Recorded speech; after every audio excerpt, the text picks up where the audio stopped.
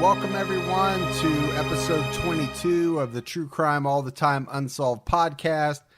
I'm Mike Ferguson, and with me, as always, is my partner in true crime, Mike Gibson. Gibby, how are you today? Hey, Mike, I'm doing good, man. That is good to hear. So we just got back from CrimeCon. I shouldn't say we just got back, but It's been a week. It's been a week. Had an unbelievable time at CrimeCon. I can't stress enough how much fun that was. Cool people. Well, and that's the thing, right? You and I, CrimeCon on its own is very cool. So for anybody that's thinking about going next year, it's going to be in Nashville. I would highly recommend it. For you and I, we didn't really go to any of the, what you would call like the conferences or the seminars. We didn't make any of those. We spent most of our time either on Podcast Row at our table, talking to fans and interacting with other podcasters. And then even at night, Gibbs, getting to hang out with fans, drinking in the hotel bar, hanging out with other podcasters. We hung out with. Well, I think he scared some when you started chanting Frank the Tank, but yeah, I almost went into full Frank the Tank mode at one point. Scary. But I don't want to mention names of all the fans because I know for a fact I'll leave some out and then I'll feel bad. But there were so many people that we interact with on social media, and seeing them in person, it was like social media in real life. Yeah, it was great. I mean, a lot of husbands and wives, the husband supporting the wife or vice versa, boyfriend, girlfriends. I mean, it was mom and daughters, a lot of mom and daughters. There was a lot of moms and daughters that were into true crime, kind of making it a vacation. And really, if where people came from, Portland, Phoenix, Taiwan. Yeah. I mean, Jessica came from Taiwan. There was so many people coming from such a long distance. A lot of people drove down from New York, Canada. Yeah, it was just really cool to meet people. Everybody was great. The fellow podcasters were amazing. We got to hang out met Nick and the captain, hung out with the captain a little bit, had some beers, hung out with Marcus Parks from last podcast on the left. He was really cool. And then everybody, Curiosity Kills, True Crime Fan Club, Already Gone, Deanna from Twisted Philly. Yep. Again, I hate to name names so many because I'll leave some out, but Generation Y, Bob Ruff from Truth and Justice. He's a cool guy. But that is the one thing about the podcast community that I will say, either in person or online, is amazing bunch of people. I mean, they are so willing to help anybody out, right? If you have questions, if you're a new podcaster, even if you're in the same field, right? We were all true crime podcasters. There wasn't anybody that didn't want to talk about what they did. I mean, Marcus Parks even went into detail about how he does his research. Just really cool. All right, Gibbs, we got to talk about some new supporters that we got. So on Patreon, Carol Warren is supporting us at our highest level. That's cool. Melanie Link upgraded to the highest level. Thank you very much. We also have Jolene Piercy, Kim Shang, and Alfred Garza. And then on PayPal, we had a couple of supporters on there as well. Jolene Overbeck and Susan Lee. Man, that's great. Thanks to everybody. Yeah, it is amazing. Thank you so much to the new supporters, the people that upgrade their support, and then all the people that continue to support us month after month. It really just blows us away, right, Gibbs? It does. But it makes us feel so good that people appreciate what we're doing and they're willing to support. And again, financially is not the only way to support us. We appreciate all the social media, whether you're sharing our posts or telling your friends. I mean, there's just so many different ways to go about it. We appreciate every bit of support that we get. So we have one big announcement to make, and that is that we've added a new member to the True Crime All the Time family, and her name is Maggie Dobschutz. Maggie D. Maggie D also goes by Storm. A lot of people will know her by Storm. Big true crime fan, loves a lot of the different podcasts. But the great thing about Maggie is she has this background in writing and research, and so she's agreed to help us out because, quite frankly, that is one of the most taxing parts of doing the podcast is just the vast amounts of research that goes into it and then the writing.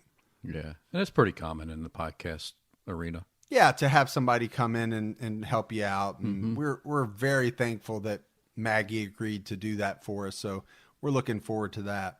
Don't forget True Crime All the Time dropping right now at the same time. We've got an episode on Carrie Stainer. Very interesting episode. This guy had a childhood like we've never seen before, Gibbs. Not as far as abuse and things that we've seen, just some very traumatic experiences, I'll put it that way, that happened during his childhood. And then obviously he goes on to do some horrible things. Oh yeah. Yeah, it was a good podcast for sure. Because he wouldn't make True Crime All the Time if he didn't go on to do some horrible things. All right, Gibbs, so we got 2 voicemails tonight. Pretty excited. I think you put out the call for voicemails and people responded. Keep sending them. Hey, Mike. Hey, Gibby. This is Becca, and I wanted to give you guys a call and let you know what a great show you have and that both my mom and I love it. I listen to you every Monday morning during my daily commute and on my way back Monday evening. Keep up the good work and keep your own time ticking. Oh, that's awesome, Becca. And Becca's mom. Yeah. Thank you so much. And she used our tagline. I know. I really like that. Which is pretty sweet. Yeah. And she's also like Gibby because Becca, Gibby, she's not using her full name. I got you. Get that little connection there. What if that really is her full name? We're to say it's not. I'm like, you're making quite an assumption there. Yeah. Well, I do that. Yeah. Hey, Mike, and hey, Gibby. This is Jason Stroud from Houston, Texas. I just want to give a shout out to you guys and appreciate all your hard work. Me and my woman, Karen Lindsay, listen to the show all the time, and we're Patreon supporters. So just thank you for everything you do and how much effort you put into this podcast. Couple suggestions, maybe do some Dean Carroll from Houston, Texas, the Candyman. That'd be a great episode. And how about some Texas killing fields? All right, appreciate all the hard work. Thank you guys so much. All right, Jason and Karen, we appreciate the voicemail. We appreciate the support. All right, Gibbs, are you ready to talk about Kenner cluster murders? Yeah, I'm pretty excited about this. We have to ask, what in the hell is going on down in Louisiana? Yeah, because we just did, not too long ago, the Jennings 8. Now, that's over in Jefferson Davis Parish, which is 3 or 4 parishes over. And what we're going to be talking about in this episode is the town of Kenner, which is in Jefferson Parish. But I think when we did the Jennings 8, right, which you said is in Jefferson Davis Parish, it's hard to keep all these parishes straight. Right.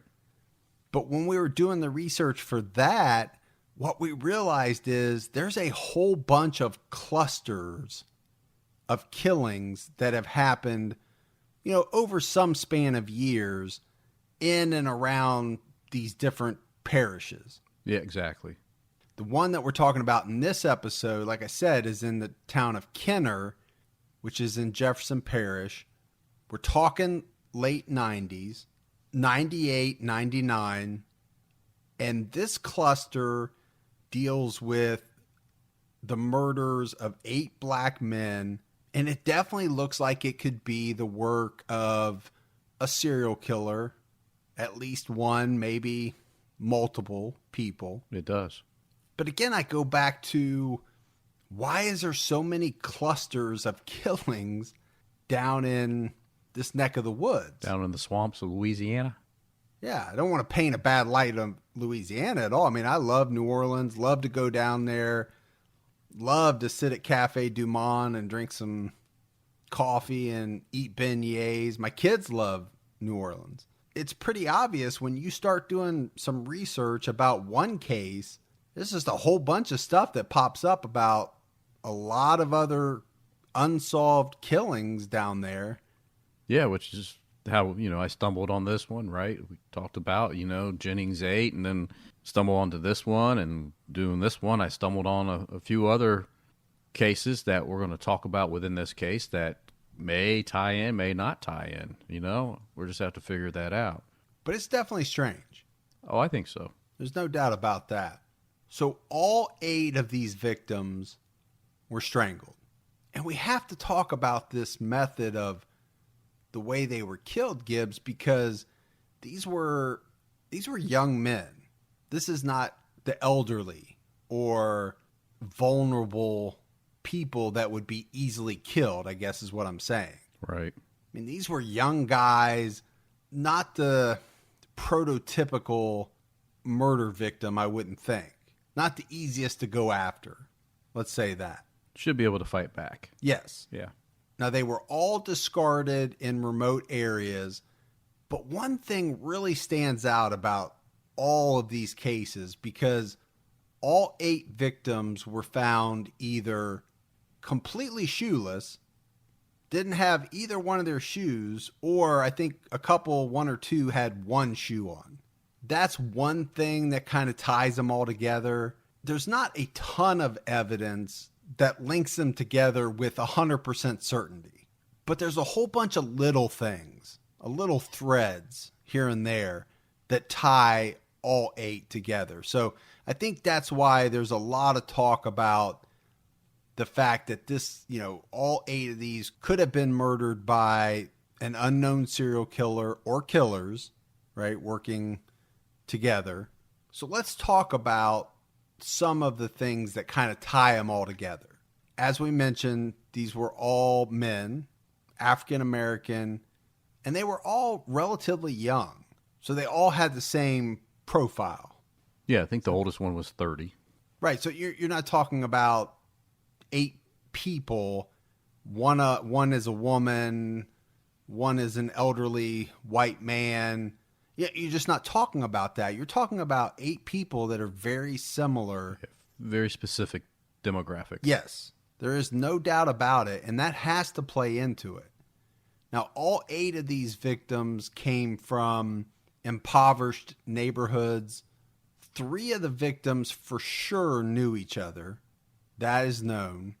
And I think another thing that kind of ties them all together is that some, if not all, I don't say all, but some of the 8 had some type of past with either doing drugs or selling drugs. Now, most of the victims, the police know that they were killed in one place, but were discarded in another place, right? So again, another tie, not concrete evidence that they were all killed by the same person, but you put all these little threads together and you start to fill in some of that. And then, like we mentioned, Gibbs, they were all killed in pretty much the same manner, right? They were asphyxiated, strangled. And I think what we have to talk about is that an unusual way to kill 8 young men? It has the feeling of the Jennings 8. Well, it does a little bit. I mean, the difference is those were all women. These are all men. Yeah, but just like in the Jennings 8, they were young women. Some had Passed with drugs, dealing or using, and dying of the similar fashion. But I guess what I'm getting at is how hard is it to strangle a grown man? I don't know. Let's find out. No. Let's wait till the episode is over. Yeah, we need to finish first. All right. But you know what I'm saying? That strangulation, you and I have talked about this before. It's a very personal, you are up front or you're up close. You're using your hands. So I think what we can reference is that we just did an episode on our other podcast with Kerry Stainer, and his comment was, for the first time he strangled somebody, now this was with a rope, that it took much longer than he anticipated. Now this was a female, right? But it took longer than he thought. 5 minutes. And it was harder than he would thought that it was going to be. Well, so again, I think you're making my point, which is that was a female, and I'm not disparaging females in any way, obviously. Right.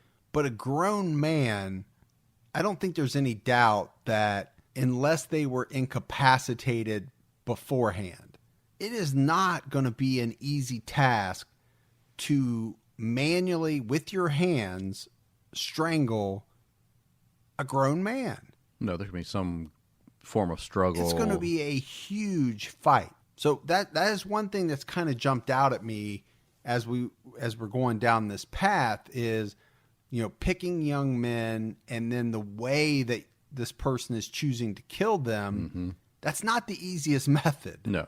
They're not going about it in the easiest way possible. I guess I'll leave it at that. Now, Gibbs, one thing we have to talk about is that as these bodies start surfacing in and around New Orleans, right, law enforcement has just gone through what they said was a horrific 5-year span of a bunch of serial killings, right? And it was probably, I saw different numbers, but it was 20, 25, maybe more within this 5-year period. And again, this is where we talk about clusters. There was all these clusters before and after the case that we're talking about right now in Kenner. Exactly. Well, we know after these, right, there was at least, we're going to talk about, we talked about Jennings already, right? Jennings was after this. And then there was another cluster right after this that we'll talk about here shortly. It's a lot of clusters. It's a cluster. Yeah. You know what? But what this did, so right, as these bodies are surfacing, like I said, they just gone through this 5-year period and they had developed a task force to deal with all of these murders. But it had been disbanded after this 5-year kind of concentrated run of killings. Now, the other thing, and this came up a lot in the Jennings 8, and granted, that's farther away from what we're talking about right now. Yeah, 10 years later.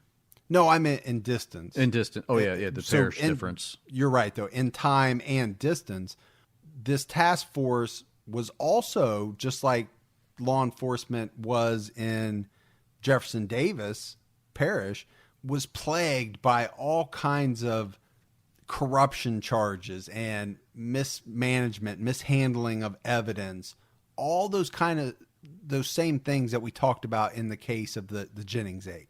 All right, Gibbs, so we've got to get into the details behind the murders. We're going to talk about 3 men first, because these 3 men were found in the town of Kenner. They were all found within a 1-mile radius around the New Orleans International Airport. And they were all either deposited into a dumpster or found next to a dumpster. So again, Gibbs, as we're talking about tie-ins, these are all tie-ins. Oh, yeah. The radius, how they're discarded, how they were murdered. We talked about demographic. I mean, these are all things that point to the fact that they were all killed by the same person, and also that this is a serial killer that has a very specific type of victim. I agree. Now, all 3 of these men were shoeless, and we talked about that as well. To me, that is kind of a baffling part of this whole case. I'm not sure if those are trophies. That's something that you and I talk a lot about. Serial killers take trophies. Now, shoes seem like a weird thing to take. Maybe not if you have some type of foot fetish, a shoe fetish. I don't know. I'm just thinking. Yeah, or just a calling card. Just something to identify it as, this is my murder. Well, I like the way you're thinking there, because we also know that killers sometimes get upset if the police aren't able to figure out that they should be tying all these in together. Yeah. Go back to when we did like the tube sock, right? Was that something along those same lines? So I do like the way you're thinking there. It's probably something along those lines. It's either a trophy or it's a way to mark the murders as being committed by the same person because they want that, right? We know sometimes killers, they're going through this act. They want people to know that they're responsible. Yeah, absolutely. I mean, they don't want you to know who they are, but they want it in the media. They want to know that all these are connected. The Kenner Police Department, they come out pretty early on and say that they believe that these 3 murders were committed by the same person, kind of like what we were saying, Gibbs, based on all the different tie-ins and the similarities. So the first person to be found was Joseph Brown. And Joseph Brown was only 16 years old. His body was found October 20th, 1998. He was found in gym shorts with no shirt on. The police said that he'd been struck on the head several times, but the ultimate cause of death was ruled as asphyxiation. Now, Gibbs, this goes back to what you and I were talking about. How do you strangle or asphyxiate somebody that is probably going to be able to fight back? Well, it sure helps. Yeah, if you've incapacitated them by with 2 or 3 big time blows to the head, that would help answer the question of how somebody's able to then kill them by strangulation. Or those blows to the head occurred while you were trying to strangle or suffocate somebody during the struggle. You know, if you grabbed a rock and, who knows, right? I could see it happening during the struggle. Yeah, I mean, that's definitely one way to look at it. I think there's a couple of theories of ways that it could happen, but I could see what you're saying. You know, if you're on top of somebody trying to strangle them, maybe you're banging their head off of a concrete, or maybe you're able to hold them down with one hand and hit them on the top of the head with something else. There's a bunch of different ways it could happen. I guess the thing for me is I think you have to try to incapacitate these men either before or during the act of strangulation. I just don't think you're going to be able to do it any other way. Yeah, I agree. Now, toxicology comes back and it shows that Joseph Brown has cocaine in his system. The police found a plastic bag next to Joseph's head and it was covered in blood, his blood. Now, what they were not sure of is what the bag was used for. Was it used to help suffocate Joseph, or was it used to more of a liner to keep his blood from getting on the car? Because we talked about killed in one place, bodies deposited in another. Yeah, and I could see that you could, use the right bag to place over someone's head while you strangle / suffocate them at the same time. Yeah, we are joint using effort. Yeah, we're using a lot of words. So strangled, suffocation, asphyxiation. I know there's some differences there, but there's also some ambiguity on. We know they were asphyxiated, Right. but what we don't know 100% is if it was straight strangulation or was there also suffocation. So I just want to make that clear that we're using some of those words interchangeably, even though I know they're not 100%. One thing that police came out and said pretty early on is that they believed whoever disposed of the body had a real familiarity with the area. And I think, Gibbs, that's going to come into play a little bit as we talk about suspects. Police also said that Brown had just been recently released from a juvenile rehabilitation facility due to drugs, right? Taking drugs, selling drugs. I think he'd been busted. When they talked to Joseph Brown's grandmother, she said she didn't really have a great idea of what he was doing. You know, she said when it got dark, she was in the house ready to go to bed. And even at age 16, he was pretty much doing whatever he wanted to do, Gibbs. Yeah. He had a lot of freedom. Let's put it that way for a 16-year-old. So Gibbs, we jump from October all the way to May 30th of 99.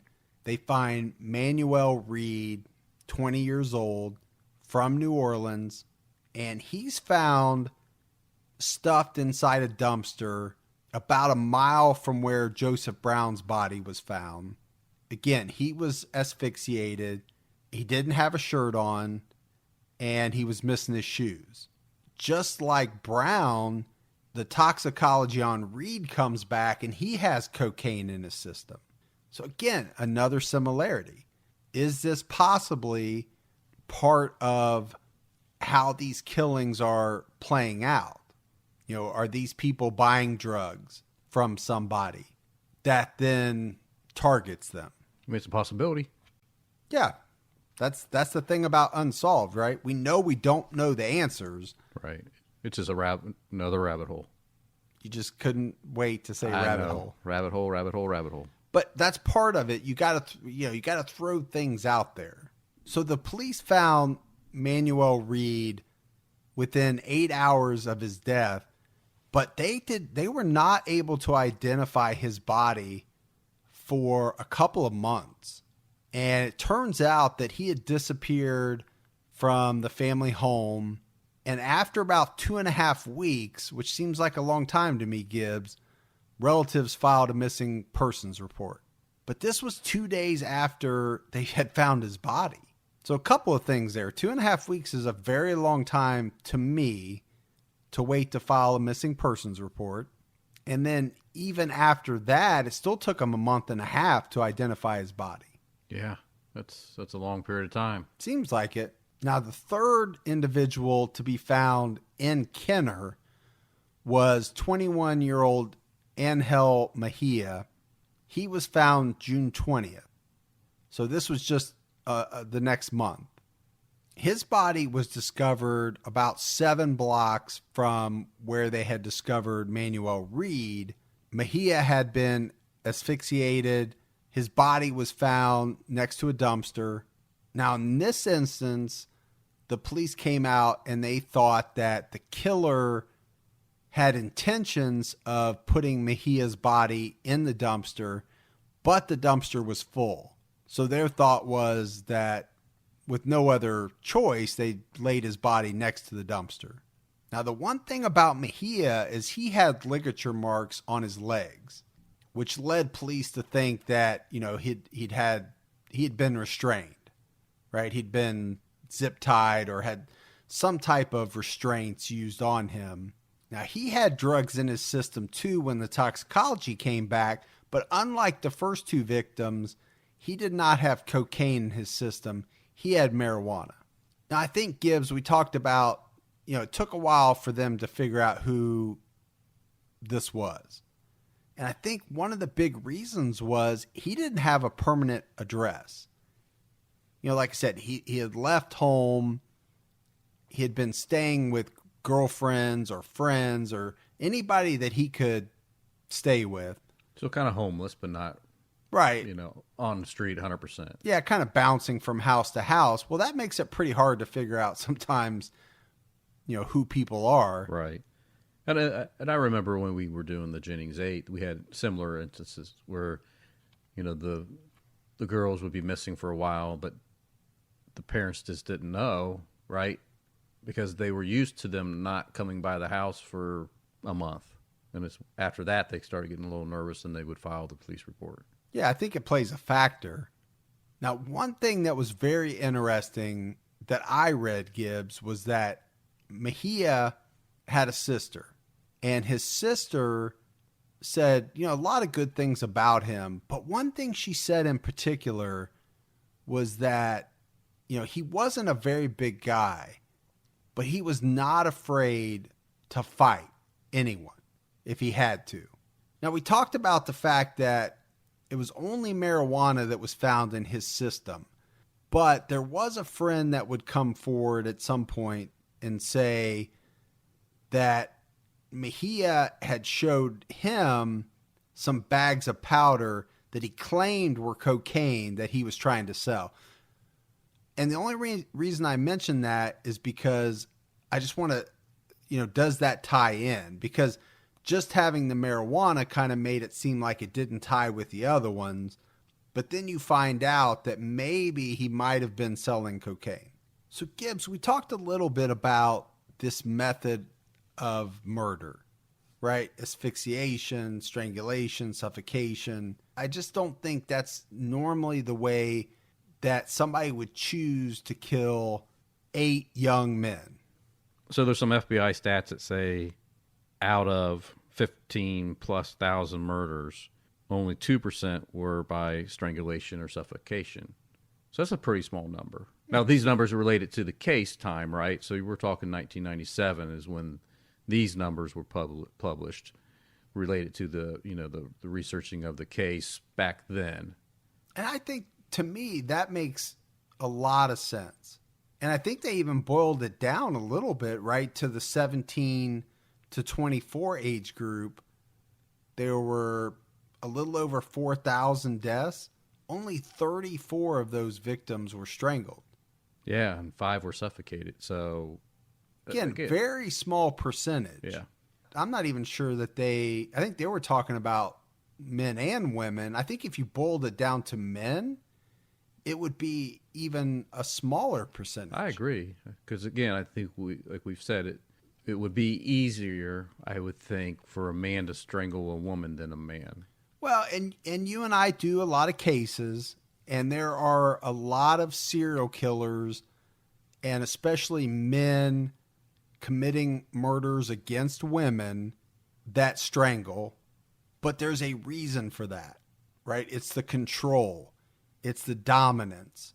It is, in some cases, we found out it's the, I guess, intimacy. And that's, I don't know if that's a good word or not, but I mean, we've heard from confessed killers saying, that they like the power and they like to see the lights go out in somebody's eyes.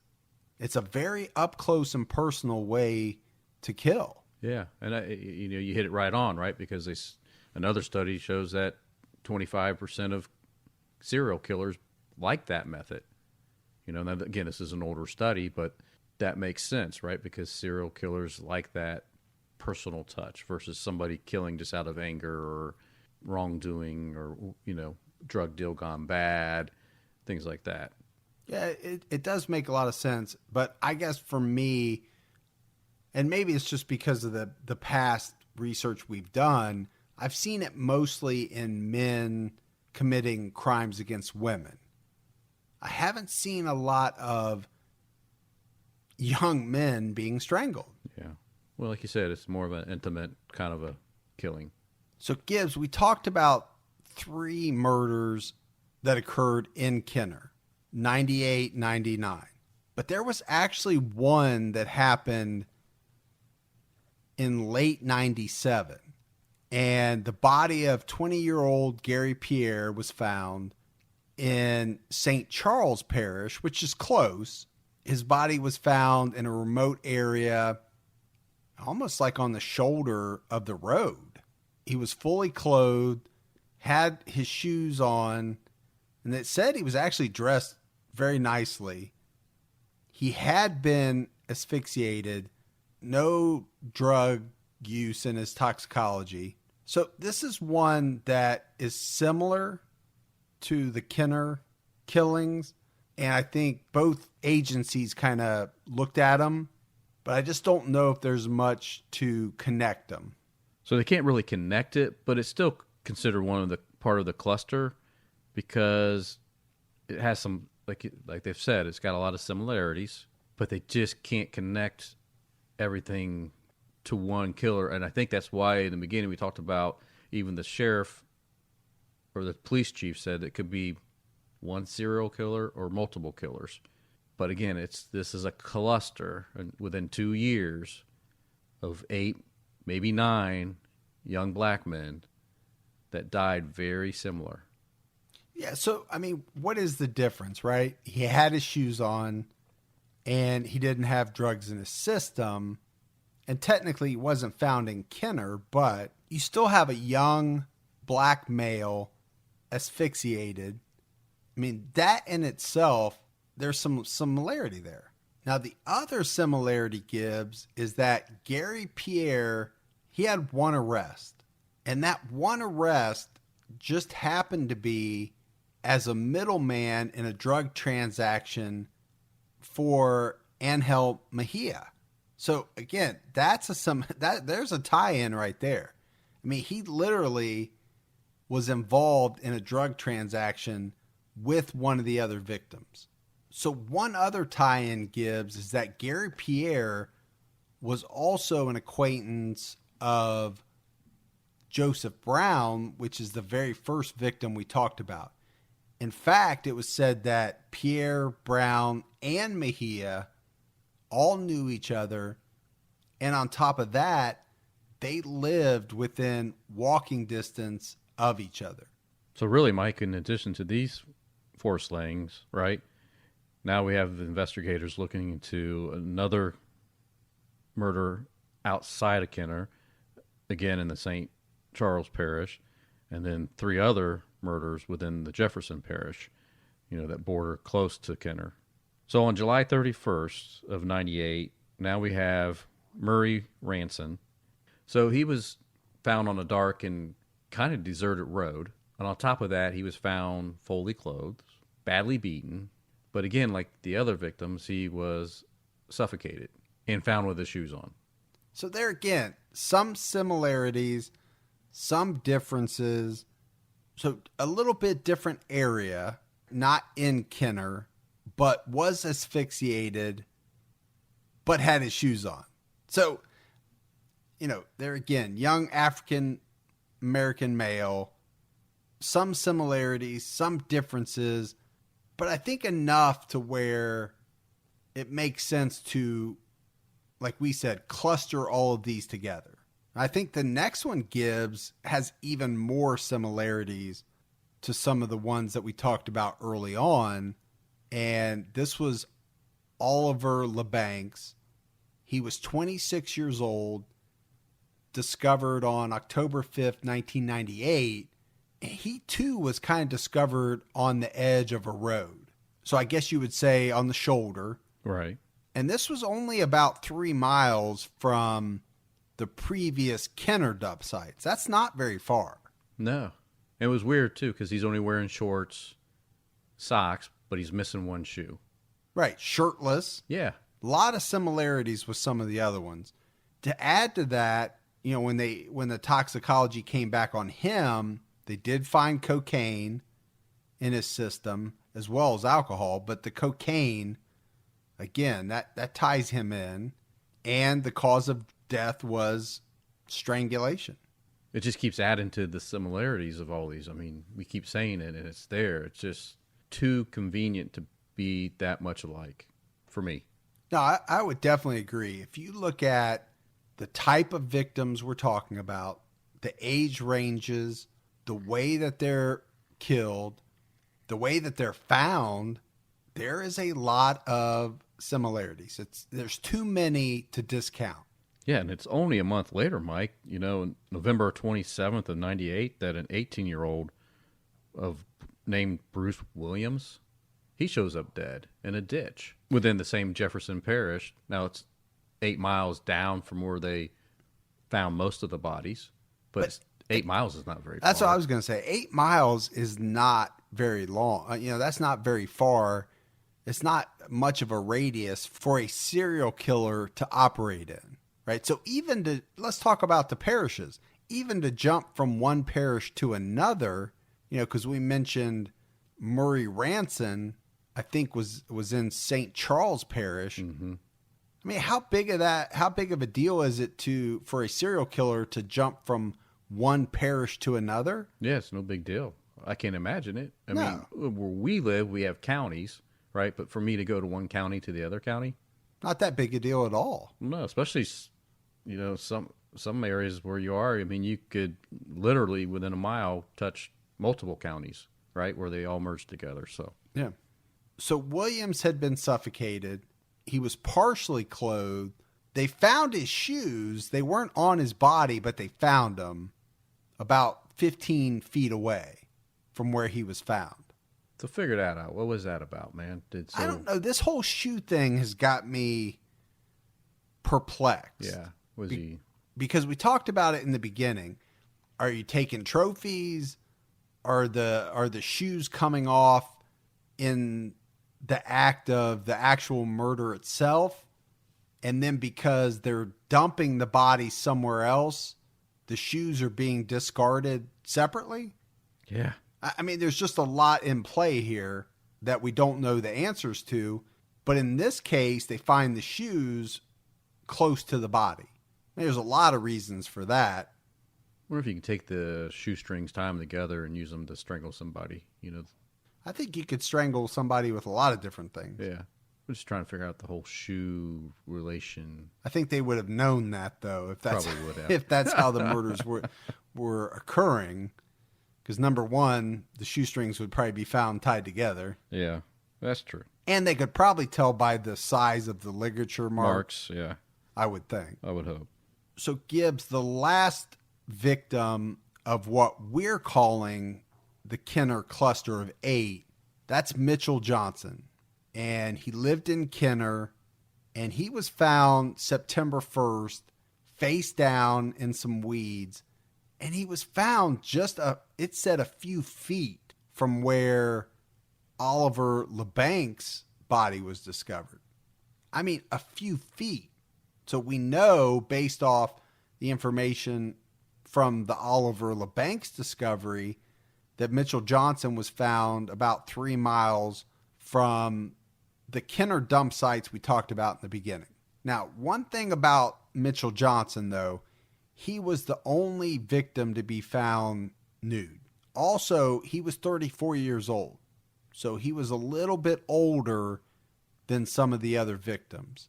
But they believe his cause of death was, suffocation, asphyxiation, something like that. But they had a hard time determining it exactly. Do you think it had anything to do with the cocaine or the methadone in his system? Well, right. Maybe. I don't know. Was so many drugs in there? Were they unsure whether he died of like a manual asphyxiation or, because, you can asphyxiate just on your own, right? If you do too many drugs and pass out and something happens. Methadone, is that what you get at the clinic if you're trying to come off of? I think methadone is what you try to use to get off of heroin. I think. Okay. So, this guy was into some drugs. Absolutely. There's no doubt about that. Now, the one thing they did, though, is they did classify this as a homicide. So they did not think it was a drug overdose. They thought that this Mitchell Johnson had been killed, murdered through some type of asphyxiation. So that is the 8 murders that we originally set to talk about Gibbs as the Kenner cluster. Right. But there's a whole bunch of branches that could be possibly connected to some of these as well. I think we want to talk about David Levon Mitchell. He was 19 years old. His body was found July 14th, 1997. Now, this is before the rest of the Kenner cluster bodies were found, right, Gibbs? Right. And there's some interesting things about this because the police believed that he died of asphyxiation, but as a result of drowning. There's no evidence of a struggle, foul play. There was no drugs in his system, and police closed his case. He was found in a canal off of a highway, which to me, Gibbs, that seems like a pretty strange place to go for a swim. It's kind of bizarre for me. I would, to be honest with you, I'm not sure if there's any place in Louisiana where I would be extremely comfortable taking a dip. That's true, especially that part of southern Louisiana. I watch all them shows where they hunt those gators and stuff. Yeah. I'm not dipping a toe in any of that water. Ooh, I'd stay away. They find the body. They don't think it was murder. They think it was accidental. But then you have Mitchell's parents who come out and say they do not believe at all that this was a natural death. They believe their son was murdered. They said he was a good swimmer. He never had been in trouble with law enforcement. He had a good job at a hospital, and his mom had actually been a deputy sheriff in the St. Charles Parish Sheriff's Department. So Mitchell had attended a party about 5 miles from where his body was ultimately found. And it was said that he left this party on foot after getting into a fight with a guy that was at the party. Now, what we haven't mentioned, Gibbs, is that he was found with his pants down and he was only wearing one shoe. His other shoe would be found like a year later as the police were investigating some of these other murders. This is how crazy all of this stuff ties in. Yeah, so I mean, I guess you can see where the mom, the parents are saying, we think it's foul play. He didn't slip and hit his head and drown in the water, right? Well, and I think his mom specifically believes that it's this man that he got in a fight with that could have been the one that killed him. Because I think she actually says that she's heard on the street that this man has bragged about killing a man he got in a fight with at a party. So I don't know if, I mean, this one doesn't seem super connected as far as being maybe part of a serial killer. Right. But it is an interesting Yeah, and if you research it out there, story. It's always thrown in with it into the mix. So, Yep.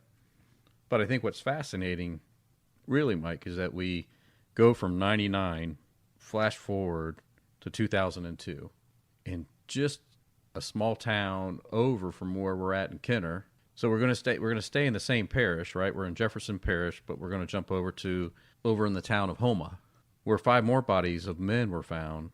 Some of them were found in sugarcane fields, ditches, some under the where the overpasses were. And it said that these killings kind of fit the same profile of the Kenner killings. So what are we, Gibbs, like 3 years later? Yeah, like I said, from 99 to 2002. So, yeah, it'd be About 3 years. 4 years later, yeah. And this is also a 3-year span, right? From 2002 to 2005, the bodies of 5 men are found. So you have Anoka Jones, 26, Detrell Woods, 18, Michael Barnett was 20, Leon Lorette was 22, and August Watkins was 31. So really the similar age group, right? Right, so all African-American males, very similar age range. So I think, Gibbs, in this case, police come out and they say there's enough evidence that's similar to suggest the same killer is responsible. But it's not too much of a leap, is it, to think that maybe even all of these are connected? No, I don't think it's too much of a leap. I mean, again, it's the same type of individuals that the victims, right? A lot of them come from impoverished neighborhoods. Some use or sell drugs, and some were known to visit prostitutes. And it was said that they were often in and around high crime areas, often on foot. I'm looking at this, Mike. So we're looking at 98 to 99. Then we go over here to 2002, 2005. All we have to do is drive a few parishes over, right? And then we're in the Jefferson Davis Parish where the Jennings 8 occurred. And that was in the years 2005 to 2009. Now, again, that was all women, right. Young women, kind of in a depressed area. But I definitely see a difference there, right? Big difference from picking 8 men to picking 8 women. And if I remember correctly, Gibbs, the ethnicities were different. Yeah, on the the Jennings 8, there was a mix. Yeah, it was a mix of ethnicities where it just seems like it's definitely a different target, different victim profile. Yeah.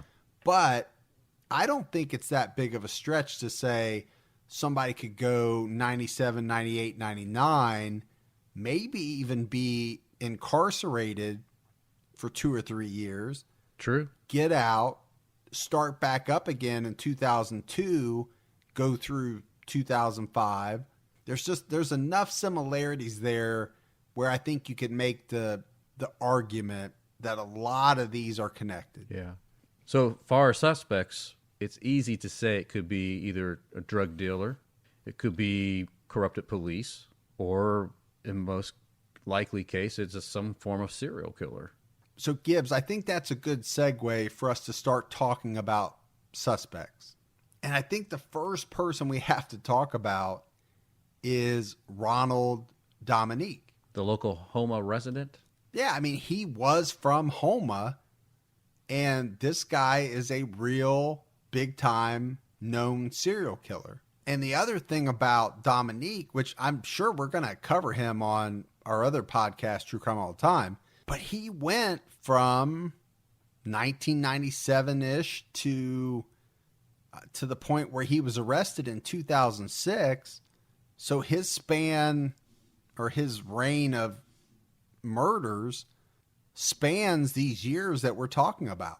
So I think that's why people talk about him a lot, because number one, he was homosexual.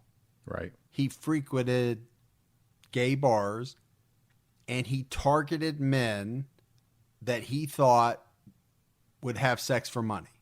And he murdered these men after sexually assaulting them, basically for the mere fact that he was trying to avoid prison. And he thought that by killing them, he would take that out of the equation. But then, so go back to the individuals and the victims that we've been talking about, right? All men, all young. Yep. I don't know that any of these men were homosexual or into prostitution, but you have to bring his name up because this guy killed a lot of people. Yeah, because he actually confesses to over 20. And how many more, we talk about that all the time. Exactly. How many more could there really be? And I think unfortunate for the police, he doesn't give names, but still to say 20 plus people that he murdered, that's a huge number, man. Now, the one thing I would say against Ronald being the person involved in the Kenner and the Homa murders that we talked about is that he sexually assaulted, I believe, almost all of his victims, if not all. And I don't think that any of our victims were sexually assaulted. So that would be one strike against him being maybe responsible for those. Yeah. So the next one we have to talk about is a man named Russell Elwood, and his body count is outrageous as well. I mean, this guy was a taxi cab driver. So the thing about Russell Elwood is he was ultimately convicted of 2 murders, but police suspect him in as many as 26 or more. Now, the time frame is a little early. It's before the Kenner murders. But the interesting thing about Russell is that as a cab driver, he was selling drugs out of his cab. And that's one of the things that you and I talked about.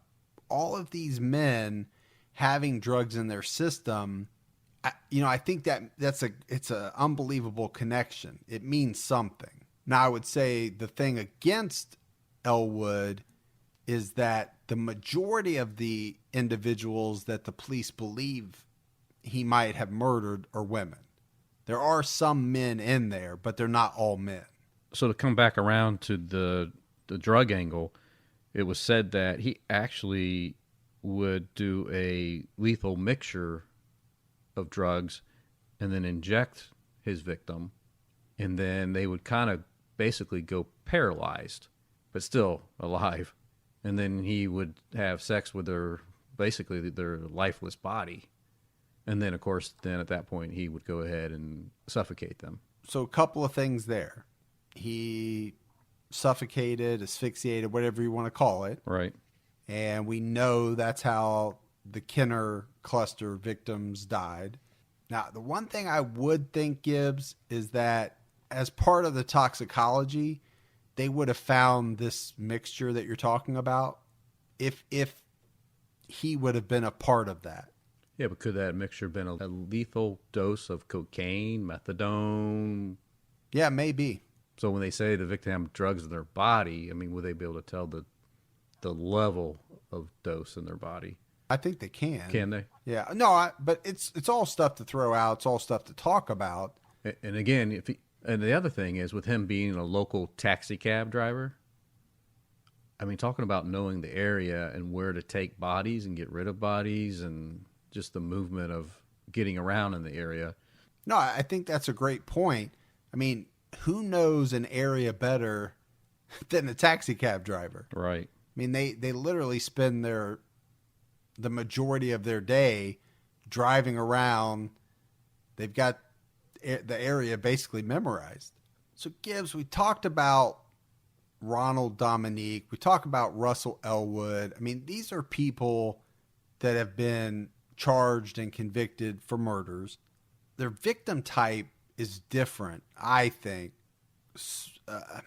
from the Kenner cluster victims. Yeah, unless we knew they were sexually assaulted, then far as with Dominique, unless we knew they were sexually assaulted, then that's a different type. And Russell Elwood, he sexually assaulted his victims too. Now, they were mostly women, though. Right. So whereas Ronald Dominique, you know, he was a homosexual and he did target men, but the fact that he sexually assaulted them, and we don't believe, or we have no evidence to say that the Kenner cluster victims were sexually assaulted. It's really hard. These people are interesting to talk about, but it's hard for me to think that they could probably be involved or likely to be involved. The biggest thing that comes around for me on this is that from 1991 to 2009, that's a lot of people that died in that period of time that are still unsolved. It is a shitload. Yeah. You know, and you throw in a couple serial killers known, not the unknown, but the known. It's just messed up. It's a lot. But if we're talking about the Kenner cluster in particular, and we're talking about, we don't have any actual suspects, so we're talking about like a possible profile of a suspect. Is it because there was so much drug involvement here? Are these all drug-related killings? Either because somebody owed somebody money, didn't pay for what they got. I'm just thinking of possible, because there doesn't seem to be a sexual component to these killings. So I don't think that's a motive. So then you look at what are the other most likely motives. Usually it comes down to money or some type of revenge. So I don't know. The fact that a lot of these victims had cocaine in their system, you know, to me either means they had a drug habit and could have been killed over that drug habit, or they were targeted for some other reason and either cocaine was part of the somehow related to the murder. Right. Like he used that somehow. I don't know. Yeah. Interesting. Seems like that to me, that's a weird drug to use. You'd think it'd be more of an injectable, like what you talked about with Russell Elwood, right? Yeah, like more of a mixture of a mixture that would lethal enough, yeah, paralyze people. Because I keep coming back to the fact of, you know, if you're strangling or asphyxiating adult males, you know, there's something to that as well. Because if it's a drug-related killing, why not just drive-by shoot them? K-bar them, yeah.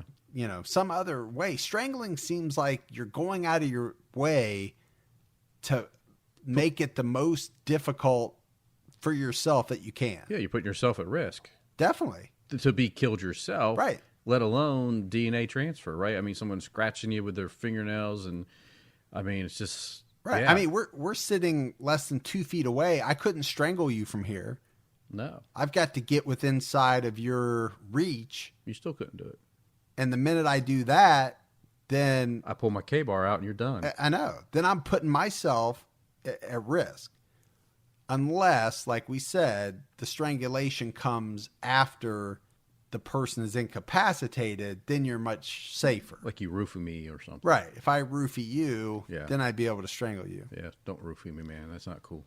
But anyway, I mean, it's a very interesting case, not just this one, but all the different branches and before and after and still ongoing. Yeah. There seems to be multiple, what I would consider multiple serial killers that have operated within these time spans. And I say multiple because of the victim type, right? So you had the Jennings 8 was a much different mix of women with different ethnicities. You have the Kenner 8, we'll call it, Yep. which is all African American males with a pretty specific age range. Yeah, I think so. To me, that spells out the fact that these are different killers, most likely. Most likely. So again, you're talking about, what do you got? 2, 3, 4, 5 serial killers operating at any given time down there? Yeah. I don't know. And then you had Ronald Dominique, who was doing his thing Man. during the same time. Like you said, he'll be on our Oh, we'll definitely do him. yeah. But it's dangerous. But anyway, I think it's very interesting. This is one that people could do a lot of research on their own if they want, come up with their own theories. That's kind of part of the unsolved nature. Rabbit holes. Yeah.